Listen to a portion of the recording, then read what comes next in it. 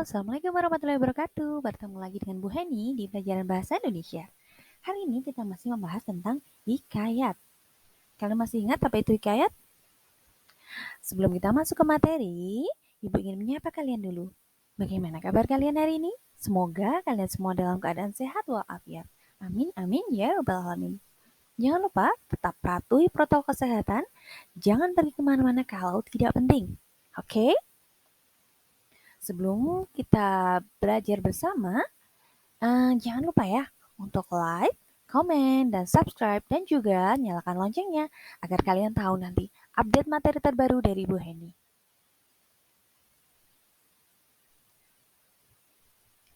Hikayat merupakan salah satu jenis prosa lama, termasuk cerita hikayat.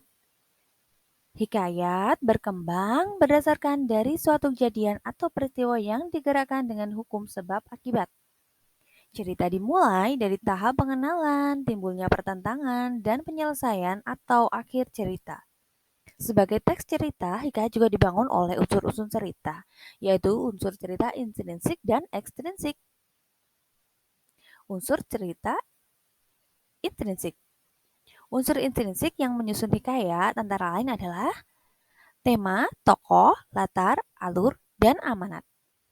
Tema adalah suatu gagasan yang menjadi dasar terciptanya suatu cerita. Tema ialah persoalan yang menduduki tempat utama dalam karya sastra. Tema dibagi menjadi dua. Yang pertama adalah tema mayor, yaitu tema yang sangat menonjol dan menjadi persoalan. Kemudian tema minor adalah tema yang tidak menonjol. Selanjutnya, tokoh dan perwatakan. Selalu terdapat dalam hikayat tokoh atau perwatakan ini. Tokoh-tokoh tersebut yang akan menjadi pusat cerita dan menentukan keberadaan unsur-unsur pada hikayat. Berdasarkan perwatakannya terdapat 3 jenis tokoh, yaitu sebagai berikut.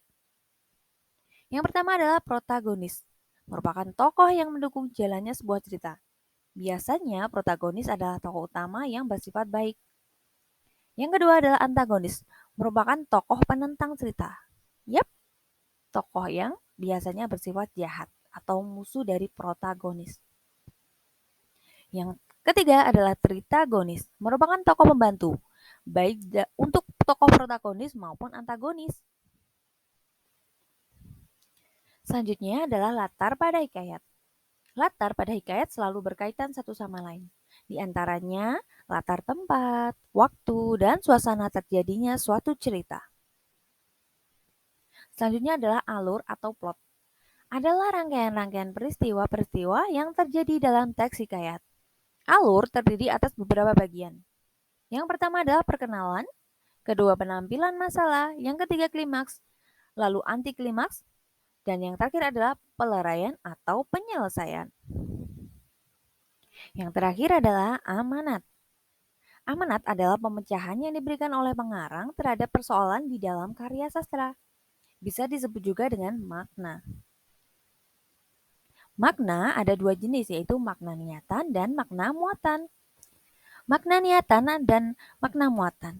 Makna niatan adalah makna yang diniatkan oleh pengarang terhadap karya sastra yang ditulisnya. Makna muatan ialah makna yang termuat dalam karya sastra tersebut. Karya sastra termasuk hikayat mempunyai unsur ekstrinsik juga. Berikut unsur ekstrinsiknya. Tidak ada sebuah karya sastra yang tumbuh otonom, tetapi selalu pasti berhubungan secara ekstrinsik dengan luar sastra, dengan sejumlah faktor kemasyarakatan seperti tradisi sastra, kebudayaan lingkungan, pembaca sastra, serta kejiwaan mereka. Dengan demikian, dapat dinyatakan bahwa unsur ekstrinsik ialah unsur yang membentuk karya sastra itu dari luar sastra itu tersendiri. Selanjutnya adalah struktur cerita hikayat. Teks cerita hikayat tersusun oleh bagian-bagian berikut. Yang pertama adalah orientasi atau orientation, atau disebut juga perkenalan. Orientasi merupakan bagian paragraf pembuka yang menggambarkan pengenalan karakter cerita. Pada bagian ini disajikan pengenalan tokoh, tempat, dan waktu terjadinya cerita. Siapa atau apa, kapan, dan di mana terjadinya.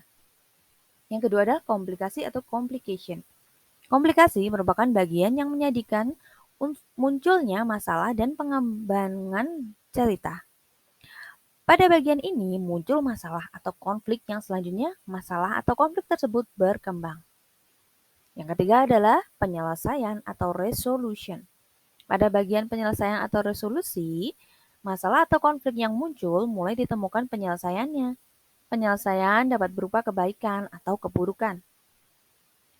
Dan yang terakhir adalah koda. Ini bersifat opsional. Koda berisi perubahan yang terjadi pada tokoh dan pelajaran yang dapat dipetik dari cerita tersebut. Tidak semua hikayat memiliki bagian koda. Maka, kenapa koda adalah bersifat opsional? Selanjutnya, kita membandingkan nilai-nilai kebahasaan dalam hikayat dan cerpen. Kan sudah pasti tahu dong apa itu cerpen? Kalian juga sudah memahami unsur-unsur pembangun hikayat. Selanjutnya, kalian akan mempelajari tentang nilai-nilai kehidupan pada hikayat dan cerpen. Cerita dalam hikayat banyak menyajikan nilai-nilai kehidupan. Nilai-nilai kehidupan tersebut dapat berupa nilai religius, moral, budaya, sosial, edukasi, dan estetika. Hikayat merupakan salah satu bentuk sastra prosa Melayu klasik yang berisikan tentang kisah kehebatan seseorang beserta kemustahilan tokoh utama. Berbeda dengan cerpen, yang merupakan jenis karya sastra yang dipaparkan dalam bentuk sebuah cerita pendek, jelas, dan ringkas. Silakan perhatikan perbandingan antara hikayat dan cerpen. Hikayat bertema statis, sedangkan cerpen dinamis. Hikayat istana sentris, sedangkan cerpen tokohnya manusia modern. Kalau hikayat, tokohnya dewa, dewi, atau raja. Penggunaan dalam bahasa dalam hikayat yaitu bahasa Melayu klasik, sedangkan dalam cerpen adalah bahasa Indonesia modern. Hikayat biasanya pengarangnya itu anonim atau tidak disebutkan atau tidak diketahui pengarangnya. Sedangkan cerpen nama pengarangnya pasti diketahui dan ada pengarangnya. Berdasarkan pembandingan di atas dapat dipahami bahwa perbedaan antara hikayat dengan cerpen tampak jelas dari tema, latar yang digunakan, tokoh, bahasa, dan lain-lain. Adapun nilai-nilai dalam hikayat dan nilai dalam cerpen dapat banyak mengangkat nilai-nilai kehidupan masa kini. Hikayat dan cerpen sama-sama merupakan teks narasi fiksi. Kaidah kebahasaan dalam cerpen dan hikayat antara lain penggunaan gaya bahasa atau majas dan penggunaan konjungsi yang menyatakan urutan waktu dan urutan kejadian. Ada berbagai jenis majas yang sering digunakan dalam cerpen maupun hikayat. Antara lain antonomasia, metafora, hiperbola, dan majas perbandingan. Dalam cerpen maupun hikayat, penggunaan konjungsi yang tepat penting untuk mengembangkan alur cerita. Selanjutnya, bagaimana cara menulis kembali cerita hikayat dalam bentuk cerpen? Langkah-langkahnya adalah sebagai berikut. Yang pertama, baca dan pahami isinya dengan seksama. Kemudian, ringkaslah atau buatlah sinopsis penggalan hikayat tersebut. Selanjutnya, buat daftar konflik antar tokoh dalam penggalan hikayat itu. Selanjutnya, pilih konflik yang menarik atau sangat mengesankan berdasarkan data konflik yang kalian buat. Lalu, kembangkan pilihan konflik tersebut menjadi cerita pendek. Nah, setelah kalian memahami bab tentang teks hikayat, ini adalah tugas kalian. Silakan kalian buat kelompok berjumlah 6 orang. Lalu kalian buka buku LKS kalian halaman 46. Di situ ada teks berhikayat berjudul Abu Nawas dan 6 ekor lembu. Kemudian silahkan identifikasi apa saja sih unsur-unsur pembangunnya. Dan juga identifikasilah apa aja unsur-unsur teks hikayat tersebut. Silahkan tugas itu kalian ketik dan kalian bisa kumpulkan dalam bentuk PDF, lalu bisa kalian kirim ke Google Drive yang sudah akan Ibu bagikan nanti. Jangan lupa untuk absen di kolom komentar, kelas underscore nomor absen underscore nama lengkap. Contoh, 10 BDP 5, underscore 37, underscore nanina nananana. Terima kasih sudah memperhatikan materi yang sudah Ibu sampaikan. Terima kasih juga sudah belajar bersama Ibu ya. Sampai ketemu lagi minggu depan. Wassalamualaikum warahmatullahi wabarakatuh. Jangan lupa dikerjakan tugasnya ya. Link Google Drive akan Ibu tulis di kolom deskripsi. Terima kasih. Wassalamualaikum warahmatullahi wabarakatuh.